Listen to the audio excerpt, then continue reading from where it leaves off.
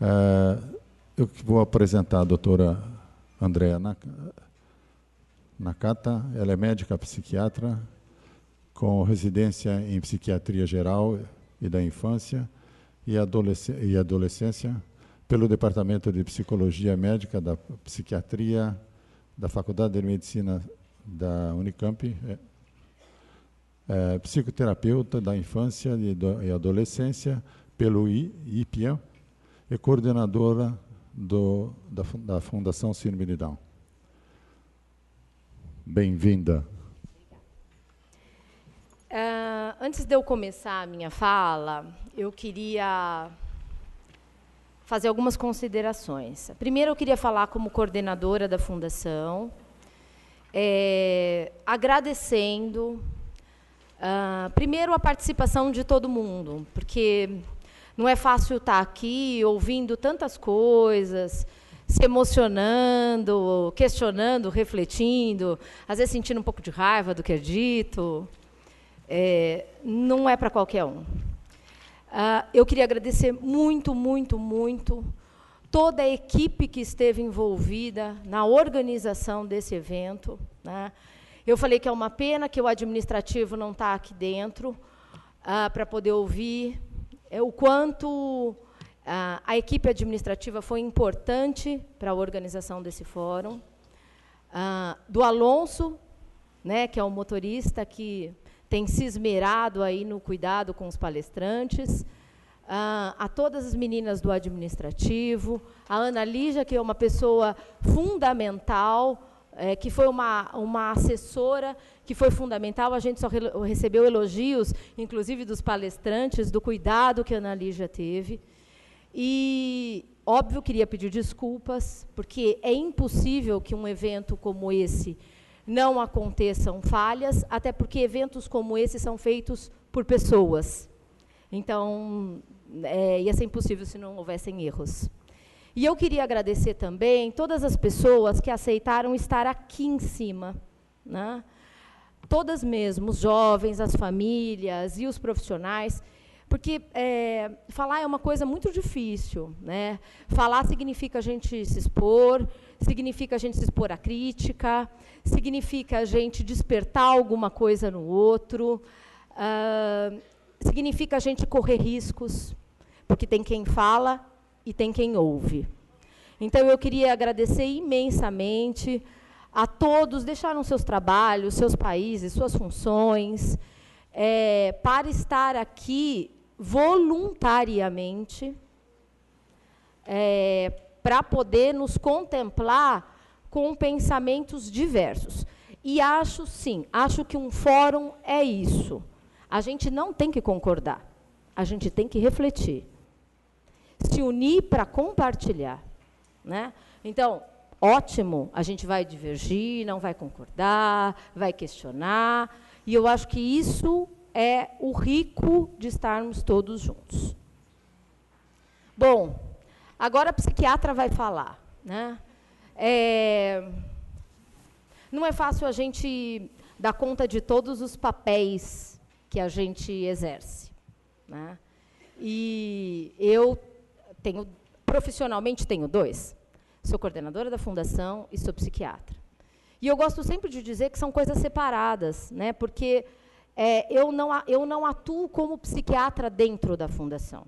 Eu não atendo pacientes dentro da Fundação, porque esse não é o trabalho que a Fundação acredita. Eu coordeno a Fundação há 2 anos, mas eu já estou junto à equipe da Fundação há 8 anos, mais ou menos. Eu sou meio ruim de data, mas faz mais ou menos isso. E queria dizer assim, o quanto... Quando eu fui rever, eu também sou uma privilegiada, é a 3ª vez que eu falo nesses 3 fóruns, e quando eu fui rever as minhas antigas falas, gente, eu fiquei chocada. Chocada e feliz, na verdade, porque quando eu fui ver os termos que eu usei, por exemplo, em 2006, e quando eu fiz essa retrospectiva, eu pude ver a mudança da minha condição profissional, né? e o quanto a aproximação com a deficiência intelectual mudou efetivamente a minha prática. E eu acho que só com a mudança da minha prática é que me foi possível coordenar uma instituição, né? Sem ter ferramentas administrativas, isso, gerenciais, porque eu sou médica, né? E eu acho que foi a mudança da minha prática que me fez mudar, inclusive, a formação que eu recebia quase 18 anos atrás, né? Eu sou fruto do modelo reabilitador, do modelo médico, eu sou médica.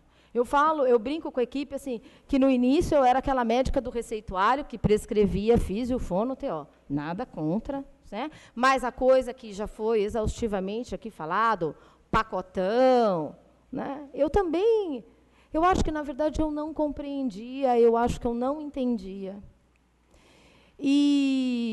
Então, eu acho que hoje, as coisas que eu vou falar, e a possibilidade de falar da medicina, da psiquiatria, dentro de um referencial que olhe a pessoa, né, do meu esforço profissional de compor referenciais e fazê-los caber de um jeito harmônico, que faça da minha prática alguma coisa que, de fato, fique à disposição do outro, porque, para mim, saber tem a ver com o uso que o outro pode fazer dele. O saber não é para mim, né? O saber é para o outro, o saber tem que estar à disposição do outro. E eu acho que a minha trajetória de compor esse... né, sair de um modelo, poder trabalhar num outro, poder olhar a psiquiatria e as ferramentas dentro do modelo social, olhando para a pessoa, eu acho que isso foi a coisa que mais me orgulha, né? Eu tenho um orgulho profundo de estar na fundação. Eu sou assim, todo mundo sabe. Porque eu acho que eu só ganhei, né? Eu só ganho. Eu queria saber aqui, quantos médicos, não vale mãe e pai, nós temos no auditório? Eu vi que o doutor Zan chegou, que é médico. Não vale pai e mãe, não vale pai e mãe. Quem veio como profissional médico no auditório? Que especialidade você é? Pediatra. Vocês viram, né? Acabou. Você tem uma sobrinha. Um filho. Então. Então, a gente vai começar daí, né? A gente não tem médicos no auditório. Talvez até por todas essas dificuldades das quais eu estou falando, né? De quanto é difícil a gente compor um trabalho. E talvez também porque eu acho que quando a gente... Eu fiquei pensando na história da representação social que o Lepre falou, né? Quando vocês chegaram aqui, vocês disseram, nossa, 2 médicos na mesa. Vocês já pensaram assim, nossa, classificação, remédio, CID-10, DSM-4. Porque eu acho que, socialmente, é isso que a gente representa, né? E acho que nós não estamos tão próximos, assim, na verdade, das pessoas. Tanto é que não tem muitos médicos aqui, né? Eu vou tentar falar um pouco sobre saúde mental e deficiência intelectual, e falar um pouco sobre o diagnóstico dual. Eu vou usar alguns termos médicos, porque horríveis, mas que são termos que são usados, né? É uma terminologia que eu não posso... Eu posso ter crítica dela, mas eu não posso me livrar dela, porque a gente precisa do CID-10 nos relatórios, para a lei de cotas, para a escola, para o BPC. Então, a gente precisa do F70.1, retardo mental, para tudo, para o convênio, para todos os sistemas, todo o sistema de saúde nos exige isso para quantificar atendimento, enfim, para o SUS nos pagar lá na instituição.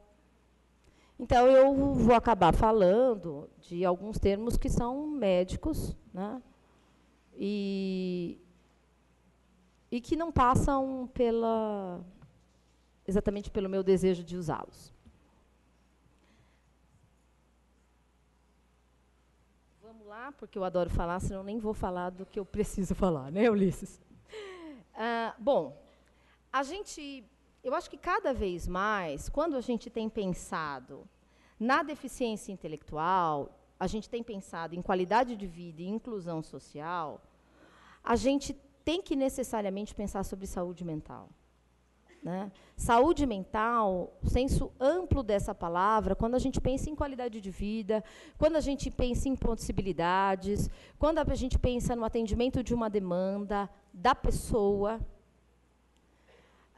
quando a gente pensa em possibilidades da inclusão social, quando a gente pensa em quebrar barreiras, a gente tem que olhar para como está a saúde mental dessa população. Do mesmo jeito que a gente tem que olhar, na verdade, para a nossa saúde mental, né? Eu acho que a discussão é muito mais ampla. Para mim, a discussão é sempre muito mais ampla. Porque a gente tem que olhar, na verdade, para a saúde mental dos trabalhadores que trabalham nessa área, para as famílias. E eu acho que cada vez mais a gente tem se aproximado dessa necessidade. Essa necessidade tem estado clara, né? Por isso, professor Ramon, que tantas vezes eu ouvi durante esses dias todos as pessoas querendo dizer, nossa, a gente quer estar no sábado para ouvir você e o professor Novel, porque as pessoas têm se preocupado com isso, os profissionais, as famílias, acho que a sociedade. E cada vez mais a gente tem conseguido se desfazer, e eu acho que, como nós já somos assim, a turma dos últimos, eu acho que já foi falado exaustivamente aqui algumas coisas, muito bem faladas, o quanto a gente tem se desfeito um pouco dos estereótipos ligados à deficiência intelectual. Né? Não são todos iguais, não são todos bonzinhos, não são todos felizes, não são todos crianças, não são todos incapazes, não são todos alegres, não são. Eles têm características individuais de funcionamento, como todos nós. Né?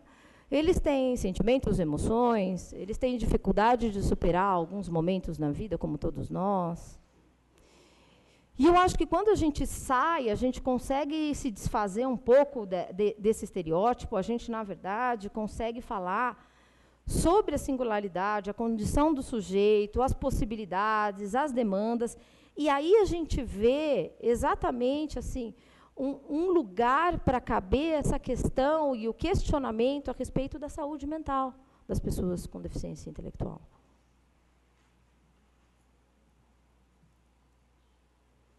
Bom, com isso, eu acho que com todo esse movimento que ficou muito, que a gente vem fazendo ao longo desses anos para olhar para as pessoas com deficiência intelectual de uma outra maneira, a gente foi percebendo a necessidade de olhar para a questão da saúde mental e para a presença dos transtornos psiquiátricos nessa população.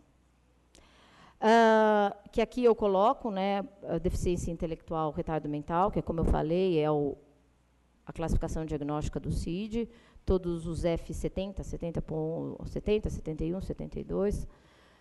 E para pensar isso nessa população, quer dizer, a presença de transtornos mentais nessa população que tem deficiência intelectual, que é aquilo que hoje a gente denomina como diagnóstico dual. Bom, acho que vale a gente falar o tempo todo, e quando assim, os vários palestrantes falaram de diversas áreas, né, e eu acho que isso vale para nós médicos, que a gente não classifica a pessoa, a gente classifica transtorno. Eu acho que se a gente souber fazer isso, essas ferramentas podem ser muito úteis. As ferramentas classificatórias, desde que bem usadas, adequadas, contextualizadas, elas podem ser úteis. Quando você parte do referencial, você não esquece que você não classifica pessoas. Eu acho que uma outra coisa importante é que os transtornos psiquiátricos, claro, eles estão categorizados. Um transtorno psiquiátrico tem um conjunto de sinais e sintomas, um determinado tempo de presença para que os sintomas existam. Tem referenciais ligados à frequência, à quantidade, à intensidade. Mas a gente, cada vez mais, tem passado a olhar para o sujeito. Eu acho que é possível a gente fazer diagnósticos psiquiátricos contextualizando a realidade de cada sujeito, da família, do seu entorno, dos seus desejos, das suas possibilidades. Eu acredito que isso não é excludente. Acho que a gente pode, hoje, diagnosticar questões ligadas à saúde mental, podem estar, como eu já disse, a favor do sujeito. Né? Essa fronteira desse diagnóstico é ainda uma fronteira difícil, confusa, para todos nós. Eu acho que não é à toa que o Dr. Novel está aqui, porque, em alguns lugares, essa discussão está muito avançada. Ele vai poder nos falar. Ontem ele estava nos contando que, há 10 anos, lá na Catalunha, já existem serviços públicos para atender especificamente essa demanda, né, que nós não temos aqui. E, inclusive, quando eu disse assim, quantos médicos tem aqui, porque, na verdade, são muito poucos os médicos que trabalham nessa fronteira, e muitas vezes a gente vai muito mais... as pessoas acabam, eu acho que até por uma questão social, e se procura mais neurologistas num primeiro momento do que psiquiatras, né? Acho que é mais fácil uma família chegar num neurologista do que chegar num psiquiatra. Muitas vezes a gente enfrenta assim, né? Nossa, mas ele já tem um diagnóstico, você vai dar outro. Nossa, ele já tem deficiência, você vai dizer que ele é louco? Então, é difícil. E é difícil para nós, profissionais também, podermos identificar, podermos separar o joio do trigo. E penso assim, e quando falo, e como não estou nem falando para médico aqui, eu sempre digo assim, que os profissionais dentro de uma equipe multidisciplinar, minimamente eles têm que questionar, eles têm que duvidar, eles têm que pensar nessa possibilidade, né? De que existe alguma coisa ali que não está boa, que está fazendo o indivíduo sofrer, que está fazendo o indivíduo não caminhar, não se desenvolver, ou não desenvolver todas as possibilidades, ou não ter uma boa qualidade de vida. Então, acho que vale a equipe multidisciplinar suspeitar, né? Estar atento, porque é ela que vai encaminhar normalmente, é ela que vai fazer a primeira abordagem com a família, é ela que vai ajudar a família a percorrer um caminho, né? Que é isso que eu estou falando, que é difícil, né? Mas que é possível. Eu acho que esses vínculos que a família tem, inicialmente, eles são fundamentais. Eu já falei 20 minutos?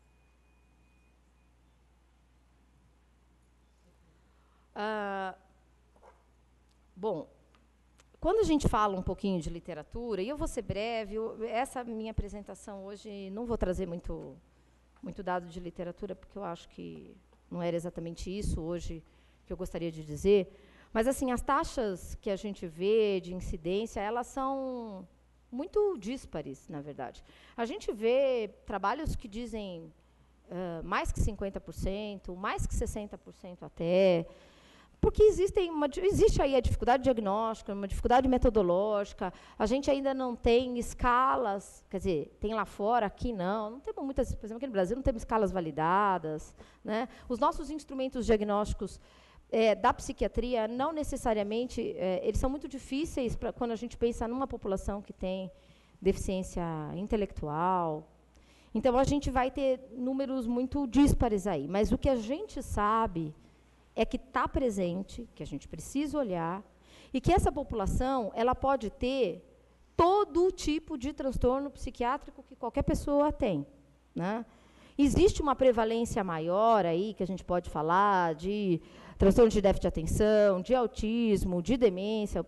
O professor Novel vai falar muito sobre envelhecimento, de transtorno obsessivo-compulsivo, de alterações de conduta, né? E o que a gente sabe, às vezes, é que nós vamos demorar mais para fazer diagnósticos, né? Quando a gente olha especificamente para o autismo nessa população, enquanto a gente consegue fazer o diagnóstico de autismo mais cedo, a gente sabe que, às vezes, o diagnóstico nessa população vai demorar 2, 3, 4 anos a mais, às vezes em torno dos 6, 7 anos.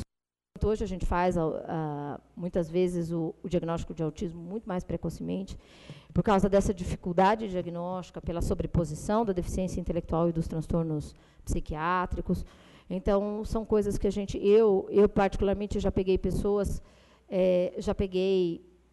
pessoas com síndrome de Down psicóticas, que já tinham sintomas psicóticos há mais de 2 anos, né? E que não foram vistos, e que a gente só chegou em pleno surto psicótico, com muitas perdas, com muito empobrecimento. Então, a gente também aí tem muita dificuldade de enxergar essa fronteira e de fazer o diagnóstico. Bom, é muito comum que nós vejamos dificuldades de conduta relacionadas a transtornos orgânicos, a condições psiquiátricas, nessa população. E também, a gente também vê muitas vezes alterações que estão ligadas a respostas ao ambiente, a momentos de passagem ao longo do ciclo evolutivo. Então, a entrada na adolescência, a entrada na vida adulta. Eu costumo dizer assim, que eu acho que conforme o tempo passa e as pessoas com deficiência intelectual vão, de fato, entendendo sua condição, vão, de fato, percebendo sua condição, vão, de fato, percebendo as diferenças, há um sofrimento aí, há uma dificuldade de verbalizar essas questões, né? Há uma dificuldade de ter apoio nesse momento para verbalizar e para viver essas passagens, para dar conta da diferença. E muitas vezes esse sofrimento vai aparecer através das alterações de conduta, das alterações de comportamento, que algumas vezes vão ter que ser tratadas do ponto de vista psiquiátrico, outras vezes vão ter que ser acolhidas e apoiadas com instrumentos e ferramentas da própria equipe multidisciplinar. Mas são momentos importantes que eu acho que a gente percebe que as famílias, que os profissionais devem estar mais atentos a esses momentos de passagem, as dificuldades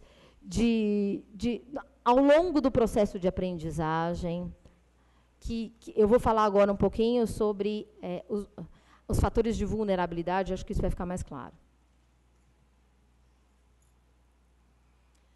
Bom, então existem alguns fatores de vulnerabilidade para a presença dos transtornos psiquiátricos e as alterações de conduta nos indivíduos com deficiência intelectual. Eu vou rapidamente, só para vocês entenderem, na verdade, que a gente pode dividir em 3 grandes grupos: os fatores biológicos, os fatores psicológicos, os fatores sociais, que passam também um pouco por tudo que a gente já falou aqui, né? Então, assim, a gente não pode esquecer que um antecedente familiar de um transtorno psiquiátrico é um fator de vulnerabilidade para todos nós, aliás, não é só para essa população. Então, se nós temos aqui pessoas que têm um histórico de transtornos psiquiátricos na família, essas pessoas vão ser mais vulneráveis a também ter. A gente sabe que há uma vulnerabilidade das pessoas com síndrome de Down na questão das alterações do cromossomo. que podem causar alterações no sistema dopaminérgico. Então, a gente tem uma certa propensão das pessoas com síndrome de Down para deficiência intelectual. O professor vai falar sobre a questão da demência, né, sobre a questão do amiloide, do depósito de amiloide nos neurônios, que também isso parece que há uma correlação. As pessoas que têm aí epilepsia associada, os transtornos endocrinológicos, muito comum, né? As pessoas com deficiência intelectual, as pessoas com síndrome Down, terem alterações, por exemplo, tireoidianas, que podem, às vezes, gerar e levar a alterações de humor, a alterações de conduta, de comportamento. Então, a gente tem que ficar bastante atento aí. E aí eu acho, sim, que tem que fazer uma pesquisa, enfim, a discussão, às vezes, com outras especialidades, para que a gente possa também aí somar o diagnóstico. Os fatores psicológicos, eu acho que assim, a dificuldade, muitas vezes, na abstração do pensamento, na comunicação, na resolução de problemas, no enfrentamento das defesas, a questão da autoestima, da baixa tolerância à frustração, são fatores que, às vezes, deixam o indivíduo mais vulnerável, né? Eu acho que quando a gente pensa em apoio, quando a gente pensa em empoderamento, quando a gente pensa em dever e em direito, quando a gente pensa em inclusão, a gente pensa em fortalecimento, né? Todos os momentos em que a gente está mais frágil, ou se a gente tem um funcionamento mais frágil no sentido da resiliência, de dar menos conta e ter menos instrumentos para dar conta dos obstáculos da vida, a gente vai estar naturalmente mais vulnerável. Então, quando a gente consegue apoiar essa população para as conquistas, para enfrentar situações novas, para poder desenvolver habilidades para dar conta do dia a dia, a gente, de alguma forma, está prevenindo e está cuidando. Aqui, fatores sociais, né, a questão, claro, da dificuldade de integração, da dificuldade de relacionamento, da troca de cuidadores, da presença importante de abuso, de negligência nessa população. Às vezes, pessoas com uma história longa de institucionalização, em que não puderam construir a própria identidade, fazer as próprias escolhas. Tudo isso torna essas pessoas mais vulneráveis. Quando eu penso na minha clínica, eu tenho tudo. Né? Eu tenho quem trabalha, eu tenho quem não trabalha, eu tenho quem está institucionalizado, quem não está. Eu tenho pequeno, tenho grande, tenho adulto. Tenho quem está junto com a família, tenho quem está separado da família, eu tenho quem tem mais relacionamento social, quem é mais isolado em casa. Na verdade, Ana, eu sempre penso, cada um é cada um, medicina, cada caso é um caso. A gente sabe que tem fatores de vulnerabilidade que não necessariamente vão levar a. Então, uma pessoa me procurou, agora aqui durante o fórum, dizendo assim, minha filha nunca teve no trabalho, já tem quase 30 anos, e eu tenho muito medo.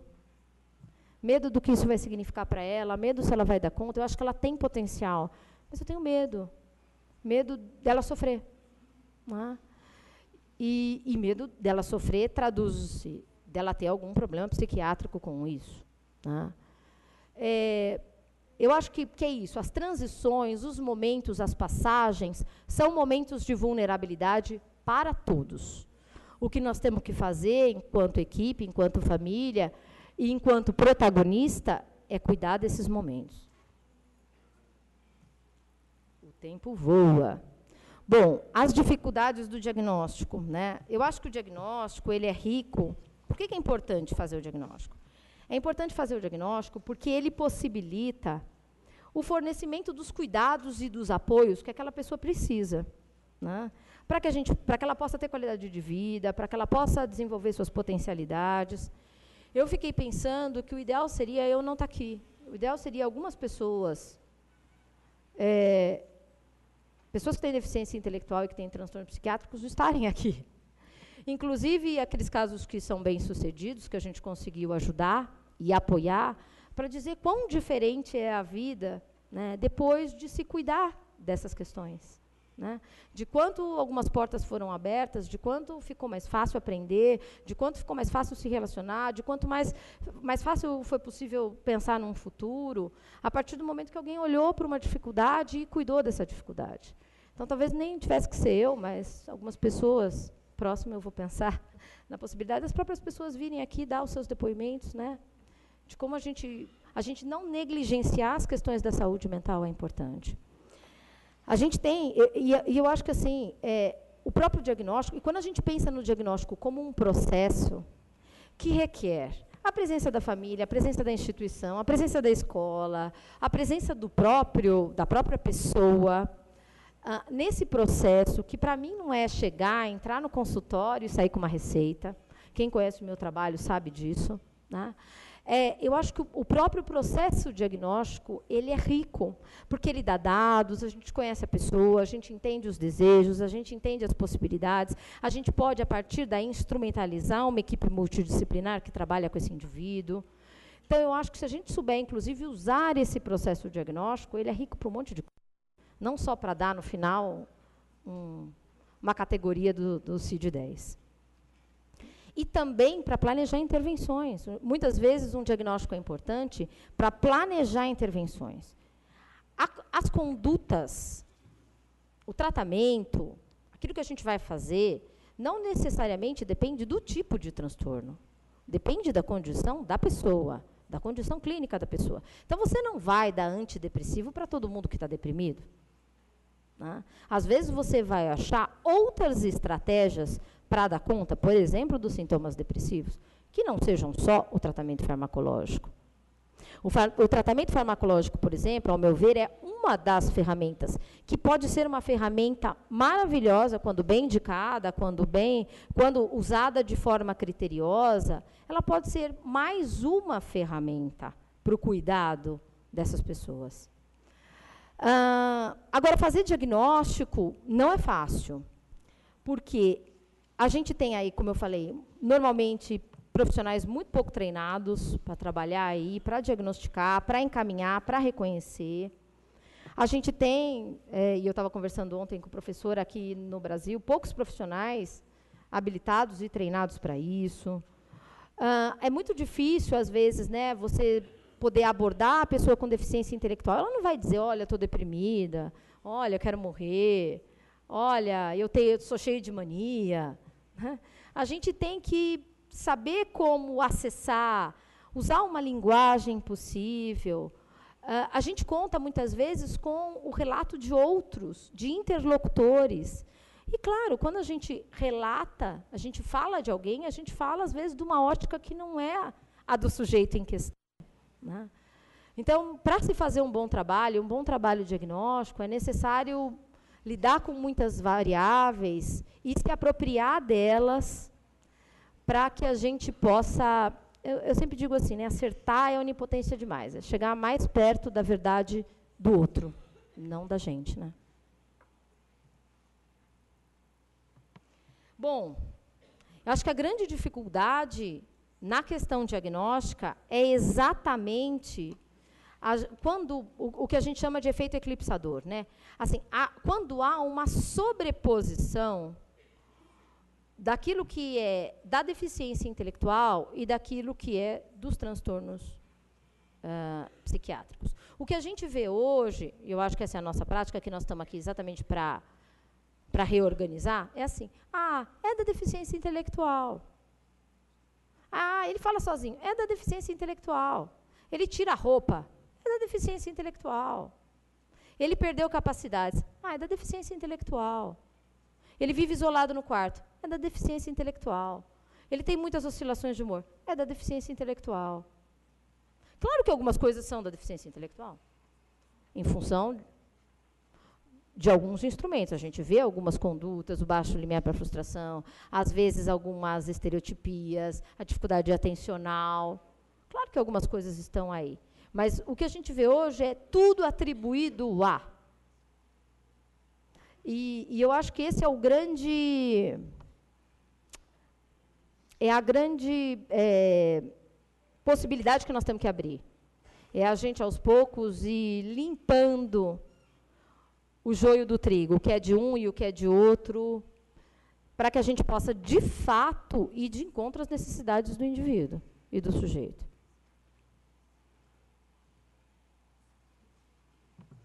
Eu decidi não falar de tratamento, porque acho que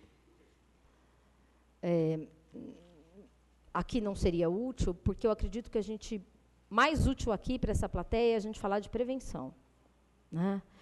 E que, na verdade, eu acho que o fórum todo, quando se falou do bebê como sujeito, quando se falou da criança, quando se falou do mercado de trabalho, quando se falou de uma escola inclusiva, quando se falou de uma família cuidada, participante, quando se falou de direitos e deveres, quando se falou da necessidade da pessoa com deficiência intelectual ser o protagonista da sua vida, quando se falou da valorização do desejo,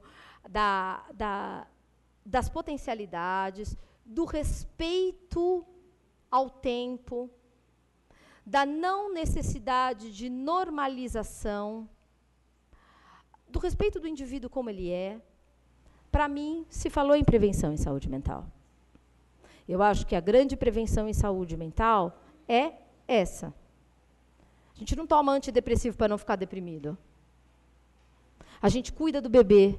Né? Para mim, o primeiro ano de vida é o ano mais importante. Então, quando todo mundo aqui falou da importância da gente cuidar do bebê da gente como bebê, né? Essa é a grande prevenção. As crianças poderem brincar é a grande prevenção. Eles poderem estar nos espaços sociais é a grande prevenção. E o que estiver fora desse alcance, a gente vai cuidar. A gente vai cuidar com tratamento medicamentoso, com a ajuda da psicoterapia, com a ajuda da equipe multidisciplinar, com a orientação de pais, com um grupo de apoio. A gente vai cuidar, porque tem como cuidar. Tem como cuidar bem cuidado, tem como cuidar com começo, meio e fim, né? Porque também as pessoas têm uma visão da psiquiatria assim, começou a tomar remédio para dormir, nunca mais para.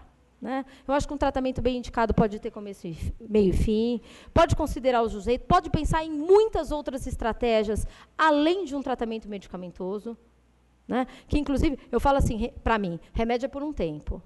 E você tem que ajudar qualquer pessoa que tem transtorno psiquiátrico a alicerçar a sua base, né? Para estar equilibrado. Com outras ações que não necessariamente são as medicações que a gente dispõe.